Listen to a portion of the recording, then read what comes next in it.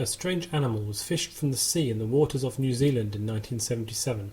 The Japanese fishing vessel Zayu Maru pulled a decomposing carcass out of the water that resembled, to them at least, a plesiosaur, one of an extinct group of marine reptiles that were believed to have died out in the Cretaceous-Tertiary extinction 65 million years ago. The fishermen took some samples of the creature's flesh, took a few photos, and then threw the carcass back in the water. When the fishermen returned to Japan, intense speculation began about what they might have caught. Several leading Japanese biologists pronounced that the creature had probably been a plesiosaur, which would throw the evolutionary theory into question. After all, if plesiosaurs were still alive today, then the fossil record must be incredibly inaccurate. Or maybe plesiosaurs were never 65 million years old anyway. Actually, the argument Hovind is trying to make here is obscure. I believe his point is that dinosaurs and men lived together, and that the plesiosaurs somehow survived through the flood with its massive changes in water salinity, and plesiosaurs are still around today as a living dinosaur. However, it was fortunate that the fishermen had taken some samples. Later analysis of the amino acids in the creature's tissues was shown to correlate with those of a basking shark, and several other marine biologists also declared that this was exactly what it looked like to them. Shark carcasses decompose in an unusual way, and their tissue is of varying density and composition. And though the photo seems very strange to those of us who aren't trained marine experts, the decomposition patterns are very easily understood to an expert. For plesiosaurs, which were large marine predators who also breathed air, to have survived to this day would have been a truly staggering occurrence, and it would need a lot more evidence than this to prove it. The 1977 creature wasn't the only example of a basking shark carcass wrongly identified as some kind of sea monster, and it's easy to see why. Here is a photo of the creature itself on the left, and for comparison, the carcass of a basking shark on the right, also found in New Zealand. The elongated section that resembles a plesiosaur's neck is clearly evident in both pictures, together with the large central section where the ribcage expands out. Hovind really surprises me here by talking about the Loch Ness Monster, or Nessie. I'm pretty sure he can't actually believe this for real. The Nessie myth is so obviously untrue that nobody over the age of 10 actually takes it seriously. But he certainly does mention it in his presentation as a plausible dinosaur alive today. And there are many sightings of Nessie, just like there are many sightings of UFOs and pixies, but to this day there has not been one shred of decent evidence that it exists. Just a selection of photos of pieces of wood floating in the water and a few fakes, such as the 1934 photo on this slide, which was admitted as a hoax. There have been many studies to check to see if Nessie actually exists in the loch, including those in the years 1934, 1967-8, 1969, 70, 72, 75, 1993 and 2001. Studies have used a range of methods including sonar and found absolutely nothing. Loch Ness is 37 kilometres or 23 miles long, and its deepest point is 230 metres. For a creature like a plesiosaur, which is what Nessie is presumed to be, to survive here and escape detection seems implausible. For there to be a stable breeding population, enough to last millions of years, it would require hundreds of individuals, not just one, and they would have been seen much more convincingly than this. Especially in this era of pervasive cameras and video phones, the absence of evidence is, in this case, evidence of absence. In fact, this is a strong argument for many kinds of cryptozoological creatures, which is the class of creatures such as Nessie and the abominable snowman or Yeti or Sasquatch as it's sometimes known. The claim is often made that absence of evidence doesn't equal evidence of absence, and it's a fair point in most cases, but actually sometimes it does. Sometimes when you would absolutely expect there to be evidence, then the fact that you find none is in fact evidence of absence. It's evidence that the creature you're looking for doesn't exist. The only sensible conclusion about the Nessie story is that its continued popularity probably has more to do with a shrewd tourist board than anything else. This is a quick one. Randall Reinstedt is the author of a series of books on strange paranormal goings-on in California, including ghosts and sea monsters. His book, Shipwrecks and Sea Monsters of California's Central Coast, mentions several cases of so-called monsters that washed up on the shores. Most of these have been shown to be either basking sharks or whales, and there's really not much more to add to the debate. I think the bottom line here is that if there were such creatures, we would simply see more evidence, and in fact we have none. The main article cited on this slide was a piece of original research by Dr. Jamie Gutierrez from Bogota, Colombia. Dr. Gutierrez found a fossilised pair of human hands in the same strata as a fossilised ichthyosaur from the Cretaceous period, over 65 million years ago. If this were really true, then it would be an absolute cast-iron disproof of all of modern biology, geology and anthropology, and let's face it, the creationists would have won. But of course it isn't true. The fossilised hands were identified by Dr. Peter Malin and Dr. Walter Joyce, both experts on vertebrate paleontology, as the remains of the flipper bones from an extinct sea turtle.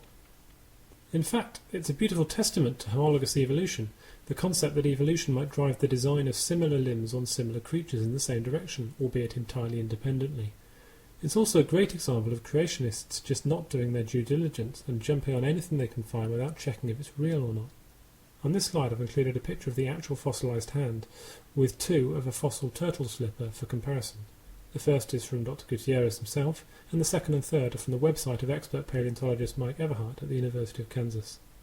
I'm sure you can see the similarities, and it's obvious why people have been fooled by this, but the point is not that it's easy to be fooled by it, but more that they shouldn't be fooled by it. Before someone makes a scientific report saying that they've discovered something extraordinary, they should check that there's no simpler explanation. The Paluxy River is in the US state of Texas and is famous for a series of fossilised dinosaur tracks that have been found there. The Glen Rose Formation, dating back over 100 million years, contains fossilised footprints of sauropod dinosaurs and also, it is claimed, human footprints. Again, if this were true, it would scupper the entire science of evolution, not to mention geology. So what's the explanation? Well, it's a combination of things. Partly, the tracks claimed to be human are simply misidentified dinosaur tracks, or sometimes just the result of holes in the rock and a particularly strong imagination. However, the majority of the more impressive-looking ones were just forgeries. The family of the man who originally found the fossils later admitted it was a hoax. "My grandfather was a very good sculptor," said Zana Douglas, daughter of the finder George Adams. She explained that in the 1930s and the Depression, residents made money by making moonshine and selling dinosaur fossils. The fossils were bought for $15 to $30, and when the supply ran low, George Adams, Zana's grandfather, just carved some more, some with human footprints thrown in. Even the Institute for Creation Research admits this, and they say clearly on their website that it would now be improper for creationists to continue to use the Paluxy data as evidence against evolution. If your arguments are too wacky for the ICR, then you know you're on the wrong path. What about other allegedly fossilised human tracks found together with dinosaur tracks? Well, here's a couple more examples at Hove Insights with very familiar and predictable explanations. The State Park ledge tracks in the Dinosaur Valley State Park in Texas are alleged human tracks found in the late 60s and 70s. Clever photos taken using techniques designed to emphasise the human-like features of these alleged tracks have been circulated, but later analysis shows the tracks mostly just to be unusually eroded rocks and not tracks at all. Studies by Farlow in 1987 and Cuban in 1986 cover this area. The Bohr and McFall sites are similar and nearby to these other examples, and again no convincing plausible human tracks have ever been shown to exist here either. A study by Cole and Godfrey in 1985 ascribes them, just like the other tracks, to a combination of wishful thinking and, unfortunately, forgery. The bottom line is that the human eye sees what it wants to see. One person sees a small eroded series of holes in a rock, and another sees a fully formed fossilised human footprint. Claims of human remains in the Cretaceous remain easily falsifiable. The Likwala swamps in the Democratic Republic of the Congo are a very large area of swampland and forestry which has a fairly low population density and is accompanied by a number of legends of mythical beasts. Hovind suggests that this might be a haven for undiscovered dinosaurs, except, of course, that there's no evidence for it whatsoever, despite scores of expeditions trying to find such creatures. What's the plausibility of this claim? Well, let's think about it. In the age of satellite photos, of Google Earth and of miniature video cameras, not one dinosaur has ever been photographed in this area or indeed in any other. There are no bones, no corpses, no photos, no videos, not even convincingly damaged forestry. Likwala has a fairly high amount of forestry business and rich agriculture, not to mention 90,000 people living there. So there are definitely plenty of people around who would have seen such creatures if they existed. A stable breeding population, as I've said before, would need hundreds of individuals at least. No, this simply isn't possible. It's difficult to advise what to say on a subject that is so utterly ridiculous. Dinosaurs and man clearly never overlapped. It takes a special kind of delusion to claim this. To summarise, there are a handful of really obvious showstoppers. 1. Yes, there are pictures of dinosaurs on ancient texts. Most of them are just simple animals, but some aren't. But there are also depictions of Greek and Roman gods, for example. Do creationists believe in those too? 2. Healthy breeding populations take hundreds of individuals. How did so many large animals escape detection? No remains, no photos, not even any bones have been found. 3. Dinosaurs are not just giant lizards. They are demonstrably different in their physiological makeup. 4. The concept of excessive longevity caused by a vapour canopy is ridiculous, and impossible anyway, as I'll show in a later talk. Well, that's all for now. As ever, there's loads more information on my website at frame.net, where you can also find a transcript of this talk and all the following ones and all the previous ones, and you can keep up to date with my blog as well as learning about some of my other work. See you next time when I'll be talking about the evolution of hominids and the earliest ancestors of modern man. Thanks for listening.